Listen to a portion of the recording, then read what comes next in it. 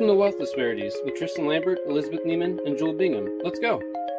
Texas school districts are funded in three main ways: local property taxes, state taxes, and federal taxes. School districts receive most of their funding from local property taxes.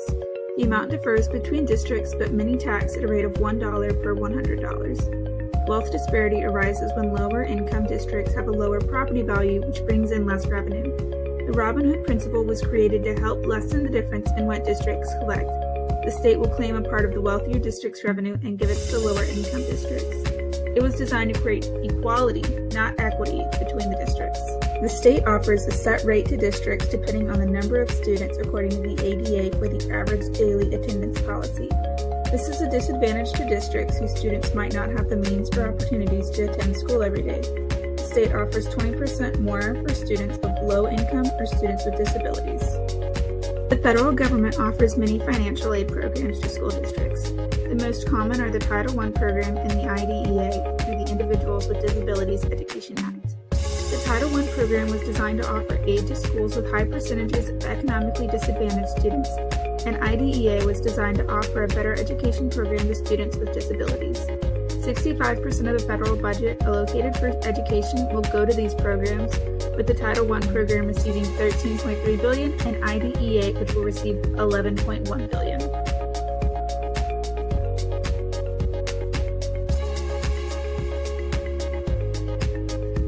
Outdated laws and policies is one of the main reasons for wealth disparities in schools. They have stayed stagnant. Base funding per student has gone unchanged in the last 4 years.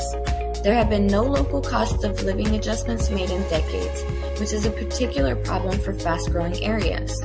Additional funding for low-income students has not been adjusted in decades either. One outdated policy is the No Child Left Behind Act, which was intended to implement performance measures that could identify and address achievement among students. But according to some, the NCLB has set standards that did not necessarily help in advancing equal educational opportunities, but was just merely symbolic. Property tax is another disparity that schools face. Property owners cover 64% of school funding. Increased school funding by property taxes equals decreased state funding, which basically means the state keeps what it saves instead of giving the money it saved to schools that need it. Around 400 districts in Texas, majority of them poor, can't increase tax rates any more than what they already are. So at this point you might be wondering, what is the impact of wealth disparity on our classrooms, and what can we do to fix it? Well, let's dive into that.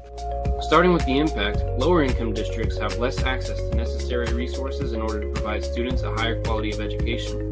The result of this is not only seen in student test scores, but as well as scores of districts, where D's and F's are received by 75% of districts with more economically disadvantaged students than the state average from the TEA. And so, our wealth disparity soon morphs into an educational disparity. But solutions are there. Applying the Robin Hood method to the state and districts could close that gap. We can also make a change at the polls and vote for updated laws and policies. So what are you waiting for? Go be the change.